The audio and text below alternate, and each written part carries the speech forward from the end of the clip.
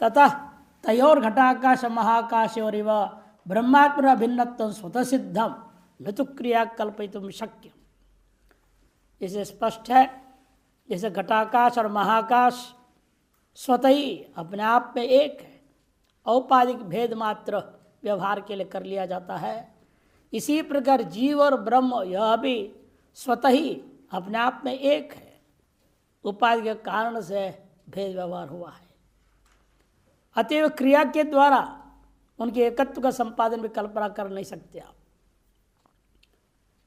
जैसे राजा है राजा या ब्राह्मण को ब्राह्मण क्रिया के द्वारा भी कल्पना नहीं कर सकते बताया था। और जो राजा उसके लिए भी आवृत्ति की जरूरत नहीं है, जो है नहीं उसको आवृत्ति करते रहे तो होना ही नहीं, व्यर्थ है। एक पहले शुरू में ही बताया जा चुका है, उसको समाप्त करते हुए कह रहे हैं इसलिए जीव ब्रह्म की एकत्व को आप आवृत्ति पूर्वक क्रिया के द्वारा संपादन नहीं कर सकते। किंतु सत्प्रत्ययावृत्या अनादिवासनया प्रतीयमान विपरीत प्रत्यय अपनोदन मात्र में क्रियते है। किंतु सत्प्रत्यय आवृत्या, थोड़ा दीर्घ हो गया, एक होना चाहिए।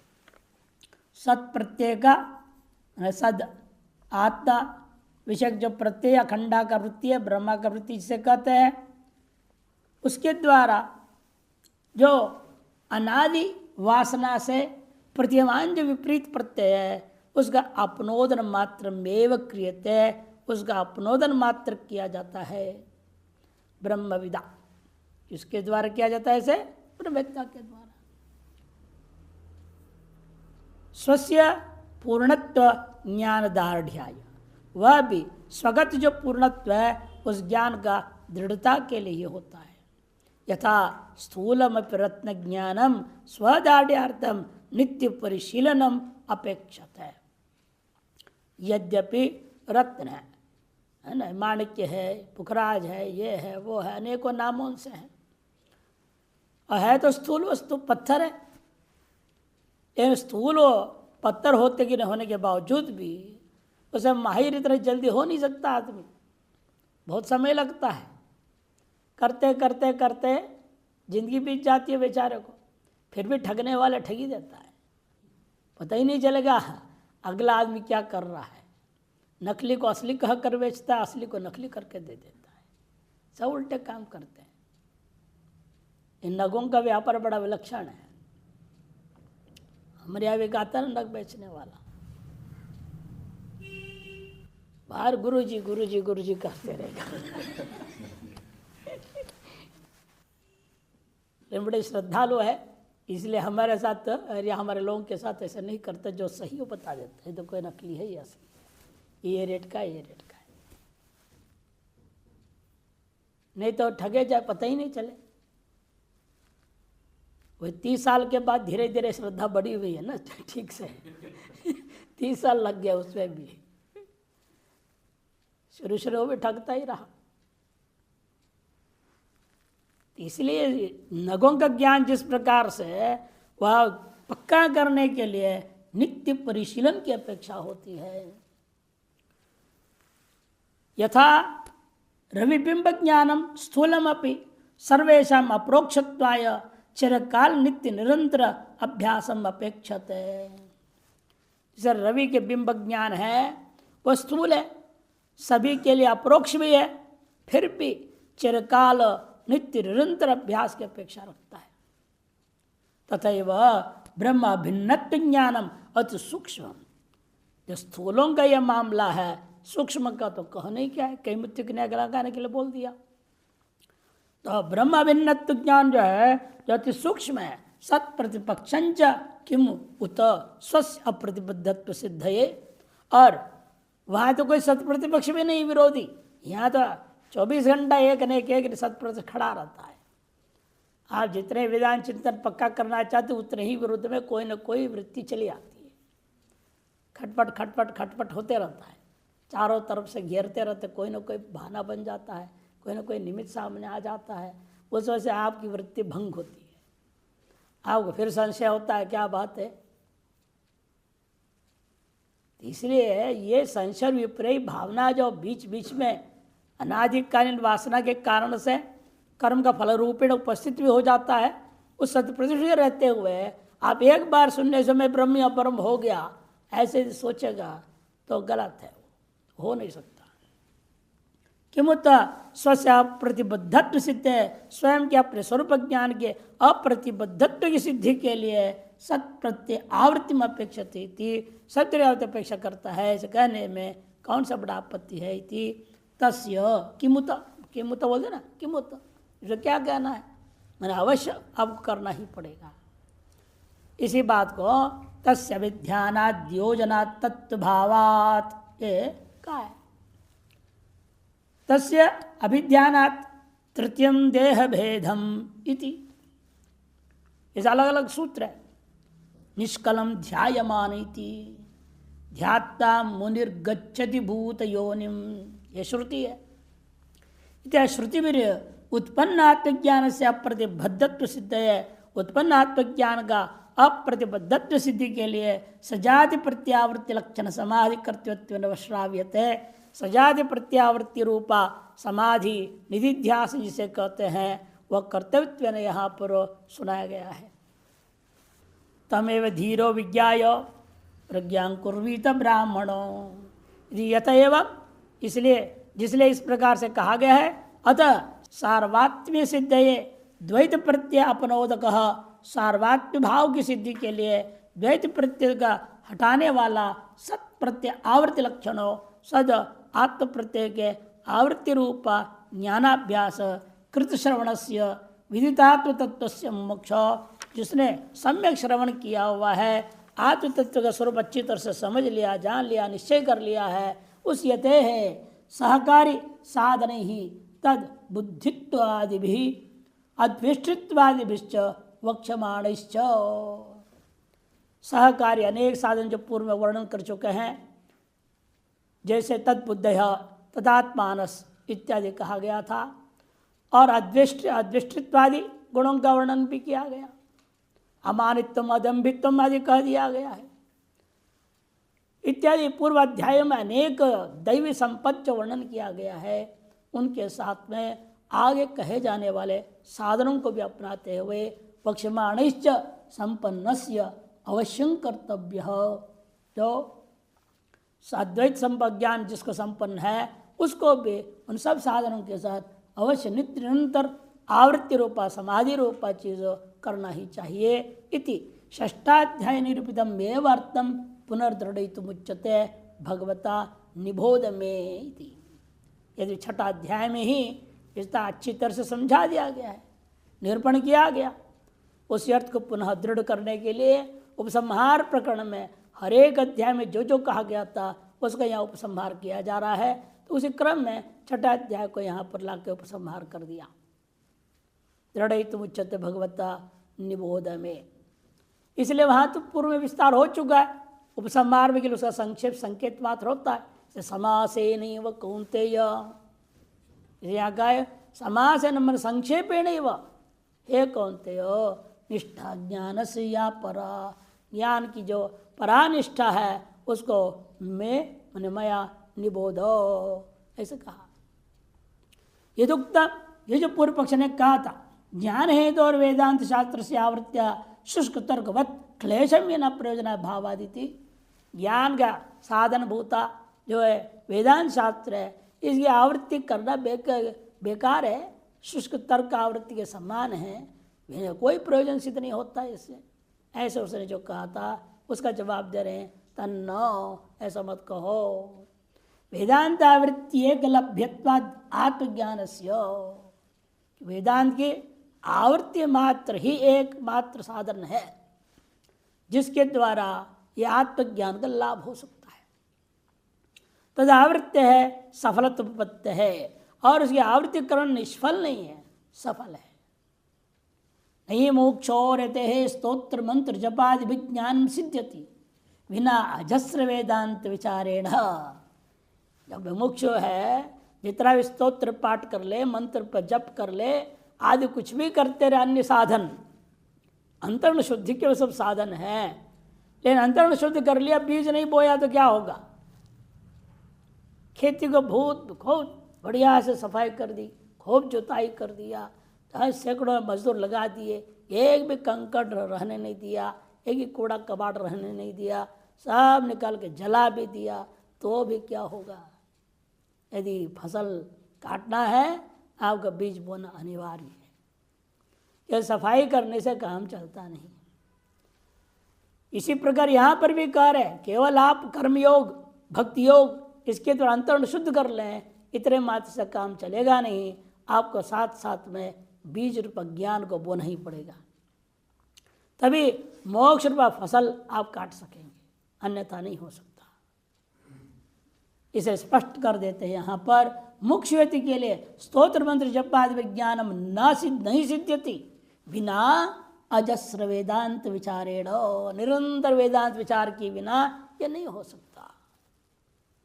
संन्यस्य श्रवणं कुर्यात् इति, इसलिए स्मृतिकार ने कहा संन्यस्य श्रवणं कुर्यात्, सब त्यागना ही पड़ेगा। त्याग के बिना जो है उलझन से आप हट नहीं पाएंगे। कैसे सुलझाओगे उलझनों को? और उलझते ही जाते हैं, है ना। जैसे कहा कीर मरकट की नाई बंधन परी गई, कीर मरकट की नाई बंधन पड़ गया, अनादिकालीन ग्रंथि आ गई है, जड़ चेतन ग्रंथि पड़ी गई। वो सुंदर भाषा या शब्द याद नहीं आ रही है, हम तो इसको सुलझाना चाह पर उलझ जाए। हम सुलझाने के लिए प्रयास कर रहे हैं, लेकिन उल्टा उलझते ही जाता है, सुलझता ही नहीं है। ये ऐसे संसार की ग्रंथियां हैं, ये कभी सुलझने वाले नहीं। आप सोचते रहे हम सुलझ लेंगे, हम इसको समाधान कर लेंगे, सब ठीक हो जाएगा, ये तुम्हारी कल्पना है। ये संसार की समस्याएं वो कभी सुलझने वाली नहीं है और उलझती ही जाएगी। अब तभी सुलझेगा इसको त्यागी दो, झंझट खत्म हो जाए, उसके बिना कोई रास्ता नहीं। अब जितना भी हम लोग देख रहे हैं, अब जैसे कोर्ट कचहरी वाले जो फंसे हैं ना, उनको पूछो पता चलेगा। अब सोचते अब हो जाएगा, अगले तारीख बिल्कुल पक्का ठीक हो जाएगा, फाइनल। वो फाइनल होता ही नहीं, चल रहा है। अब एक जगह मान एक तरफ फाइनल भी हो गया तो आगे वो चाहेगा, यदि आपके खिलाफ आप आगे जाओगे और छोड़ोगे, है नहीं। जब तक त्यागोगे नहीं, समाप्त होने वाला नहीं। और धर्म की लड़ाई में लड़ना भी पड़ता है, जहाँ कोई स्वार्थ नहीं है, कुछ भी होना नहीं है, प्राप्त करना नहीं उससे कुछ भी, लेकिन धर्म अधर्म की लड़ाई है तो लड़ना पड़ता है, और नहीं तो छोड़ना ही पड़ता है। अर्जुन के सामने यही बोल रहे हैं भगवान, अब धर्म अधर्म की लड़ाई यहाँ पर तुम छोड़ के जाना भी चाहो नहीं छोड़ पाओगे। हम है ना अंदर बैठे हुए हैं, तुमको दौड़ाने वाले, ब्राह्मण सर्वभूतानि यंत्रारूढ़ानि माया, या मैं न चाहूंगा तेरे को छोड़ूंगा नहीं। जहाँ धर्म अधर्म के मामला नहीं है वहां तुम छोड़ दो, उसके लिए पूरा भगवान साथ देंगे, त्यागने में साथ भी देते हैं। लेकिन मोहवशात त्याग हो गए, तामस त्याग, राजस त्याग, उसमें भगवान का सहयोग नहीं रहता है। वहीं कहा गया उलझते जाए, और उलझते जाता है, और उलझो, क्यों? आपने अपने अहंकार से लड़ रहे हो, लड़ो। धर्माधर्म की लड़ाई में अहंकार नहीं होता है, और जहाँ अहंकार के टकराव है वहाँ तो उलझना ही है।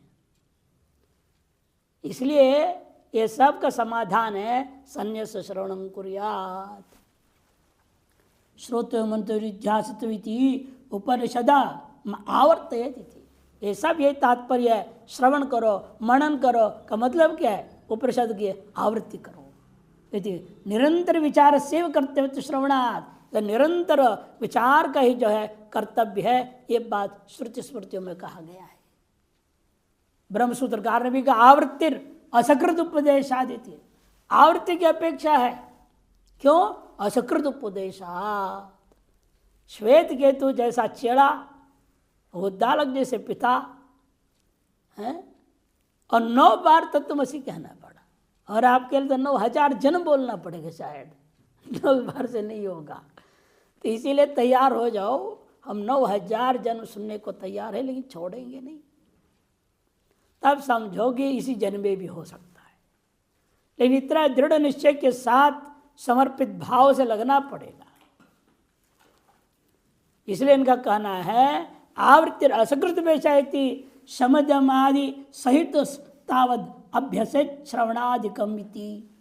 केवल ब्रह्मसूत्र ही नहीं, अन्यत्र भी का समाधि सहित, समाधि गुणों के सहित अभ्यसेत श्रवणादिकम, श्रवणादि का अभ्यास करो कहा गया है।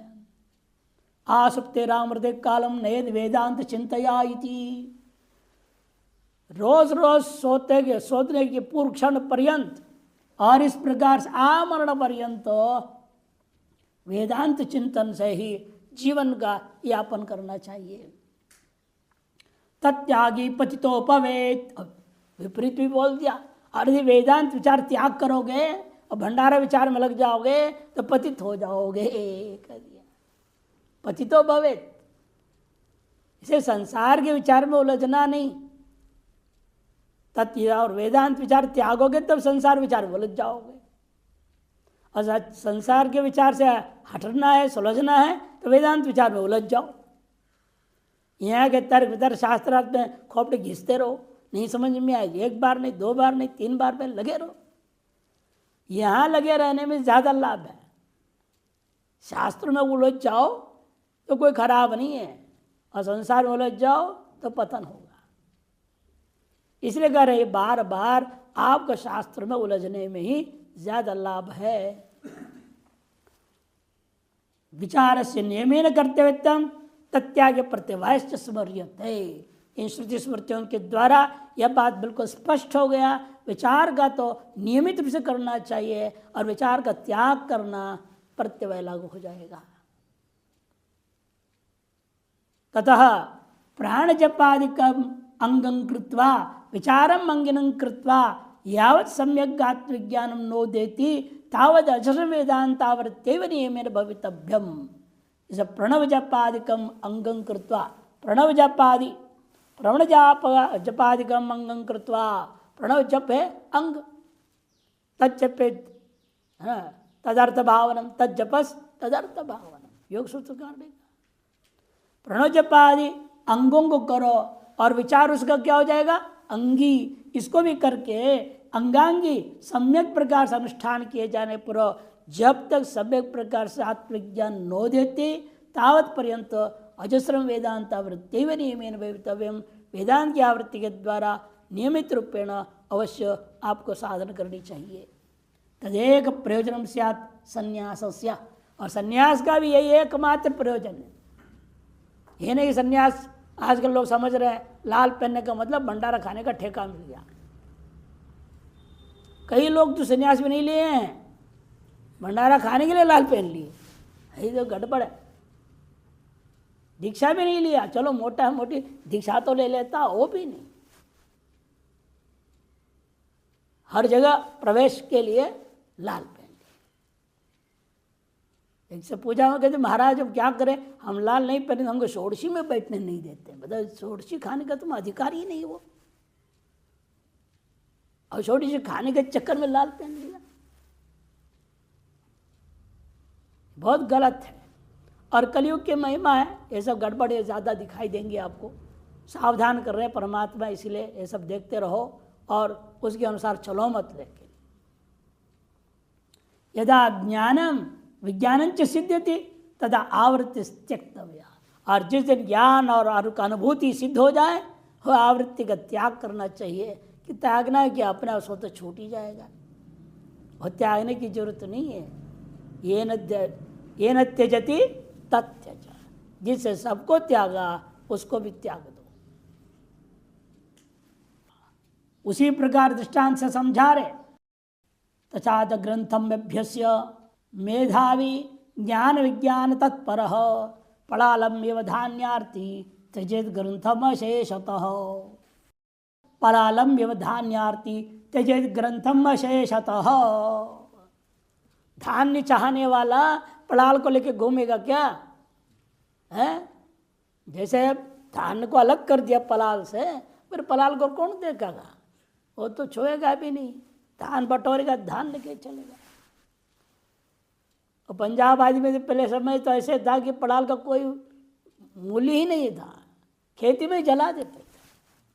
अब भी कई जगह ऐसा है। बाद में समझ में आएगा उन लोग, भाई इसको दान करो, बल्कि ज्यादा लाभ है। फिर यहाँ हरिद्वार इसके आश्रमों के गौशालाओं को लोग दान देने लगे, ट्रक ट्रक भर के भेज देते हैं, 7 ट्रक गेहूं भी दे देंगे, ऐसे करने लगे। अब तो उन्होंने ये भी जान लिया, इसको काटो भी मत, लंबे लंबे रहने दो, ऐसे हम झोंपड़ी बना सकते हैं महात्माओं के लिए। कुंभ मेला में पहुंचा देंगे 3 साल में एक बार, वहां बड़े झोंपड़ी सेवा करते। अब उनको उसका भी उपयोग मालूम हो रहा है। नहीं तो धान्य लक्ष्य है, जिस जगह धान्य प्राप्त होने जिस प्रकार से पलाल को त्याग देता है, उसी प्रकार से इन ग्रंथों का भी लक्ष्य क्या है? ज्ञान विज्ञान है।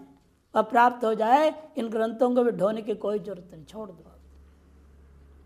नहीं तो पिट्टी में बांध के घूमते रहो लेकर के। पिट्टी बोलते हैं, पीठ में लगाते, पीठ पे लगा तो ना पिट्ठी बैग, उसमें डाल करके हम भी घूमते रहे, जहां गए ले के जाते थे सब पुस्तक। और उसके बाद आप ढोते नहीं है, लाइब्रेरी में ही पढ़ा है, जरूरत हो खोल के देखते, नहीं तो देखते भी नहीं। आवृत्ति तब तक जरूरत है जब ज्ञान विज्ञान नहीं होता, उसके बाद ग्रंथ को भी त्यागा जा सकता है। तचाद ग्रंथम अभ्यस्य मेधावी ज्ञान विज्ञान तत्पर पड़ालम एवं धान्यार्थी त्यजेत ग्रंथम शेषतः।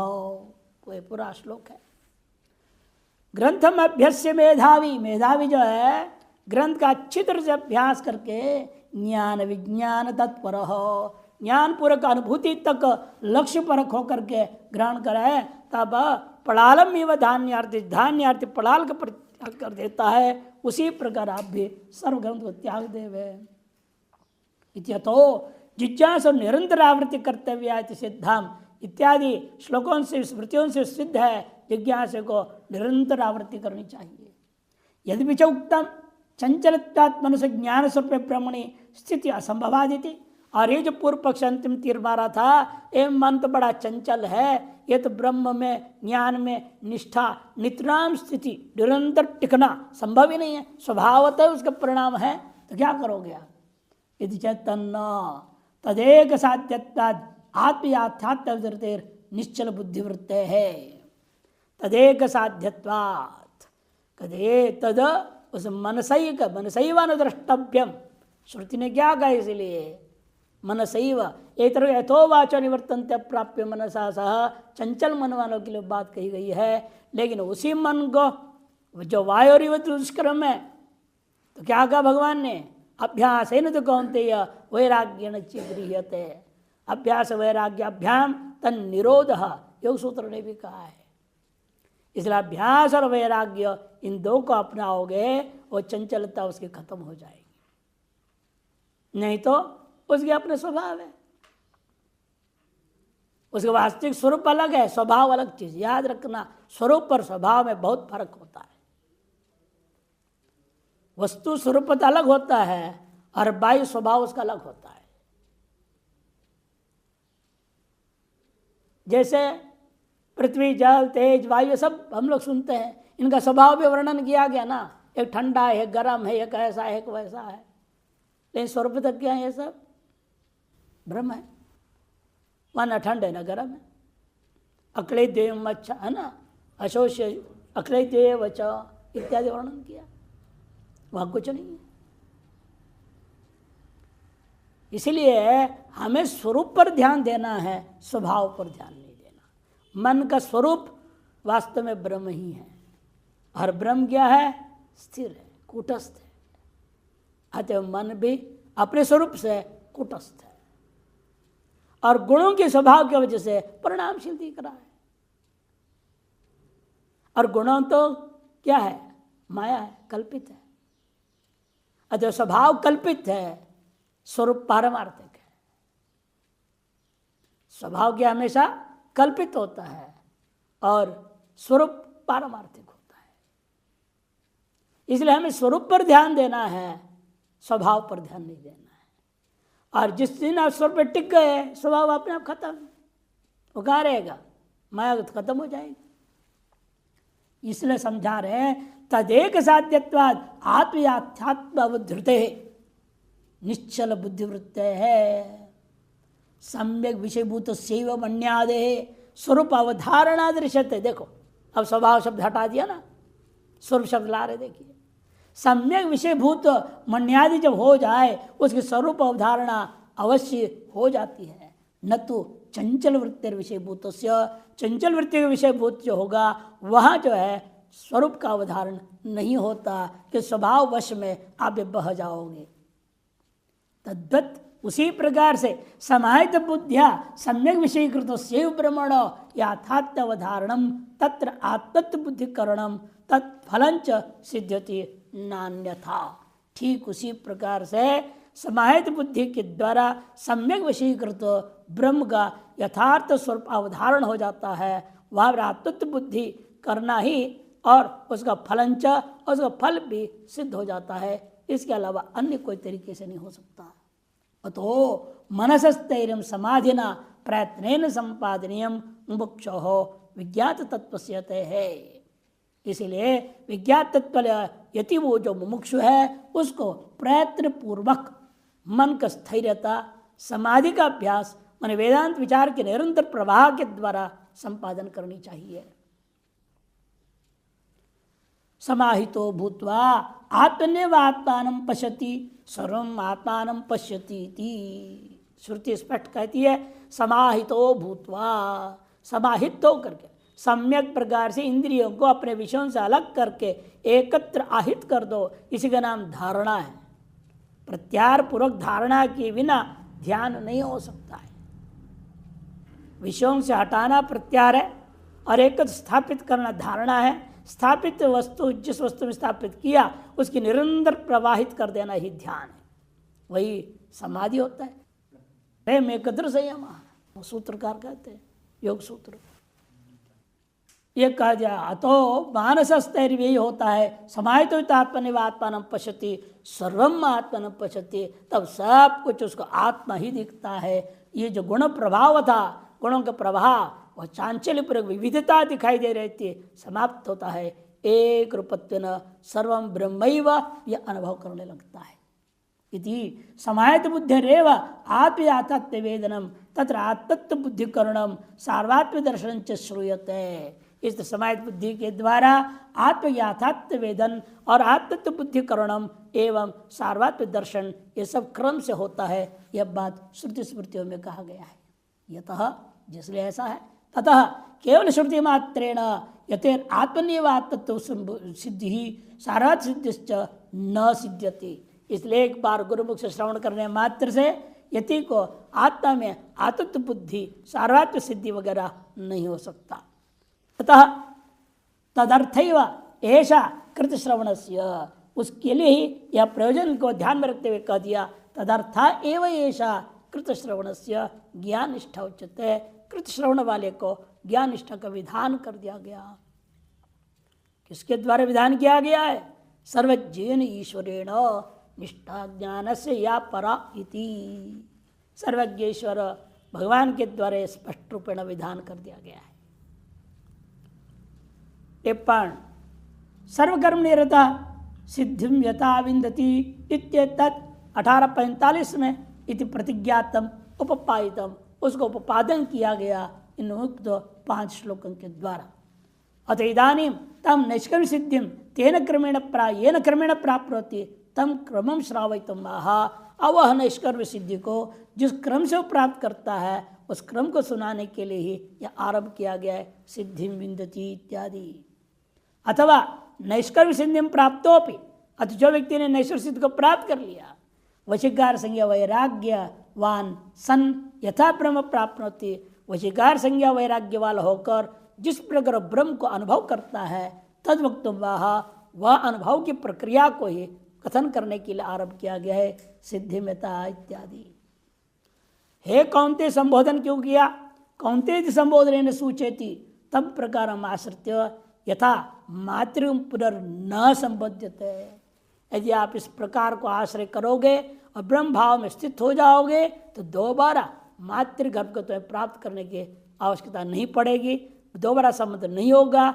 इस बात को समझाने के लिए तन निबोध इसके द्वारा संबोधन के द्वारा कथन कर दिया गया है। अर्थात पुनर्जन्म अभाव प्रकारम दर्शयति। कहने का मतलब पुनर्जन्म के अभाव कैसे होता है इसी बात को बताने के लिए आगे श्लोक आरंभ होते हैं। इस प्रकार से विस्तार रूपेण 50वें श्लोक पर आपने शास्त्रार्थ पूर्वक सुना, निर्णय हो गया। अब आरंभ होता है 51वां श्लोक के भाष्य अवतरणी का। सेयं ज्ञानस्य परानिष्ठा उच्यते कथं कार्य इति। वह यह जो ज्ञान की परानिष्ठा के बारे में किस प्रकार से करना चाहिए वह यह कहा जा रहा है। कथं कार्य इति उच्यते।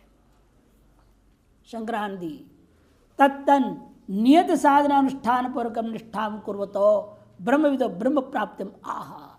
वह यह नियत जो साधन पूर्व में वर्णन किया गया उनका अनुष्ठान पूर्वक निष्ठाम कुर्वतो निष्ठा का अभ्यास करता विचार का निरंतर धारा करता हुआ ब्रह्मविद्ता वह ब्रह्म को प्राप्त कैसे करता है इसको बात बताने के लिए आरंभ हुआ है। बुद्ध्या विशुद्धया युक्तो धृत्यात्मानं नियम्य च शब्दादीन् विषयान् त्यक्त्वा रागद्वेषौ व्युदस्य च।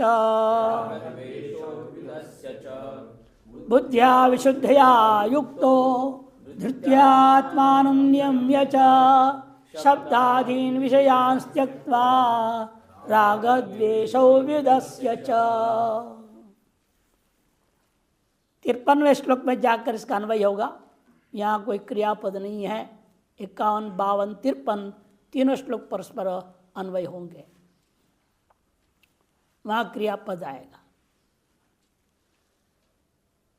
बुद्धिया विशुद्धया युक्तो, विशुद्ध बुद्धि माने विभिन्न प्रकार के निष्काम कर्म योग और उपासना के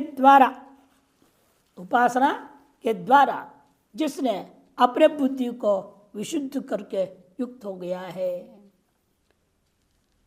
कि शुद्ध कर लिया इतने से काम चलेगा नहीं। धृत्या आत्मानं नियम्य च, धैर्य धृति की अपेक्षा है। धैर्य के द्वारा अपने आप को नियमन करना पड़ता है। नियम में बंधे बिना, जिसको अंग्रेजी में क्या शब्द बोलते हैं, डिसिप्लिन।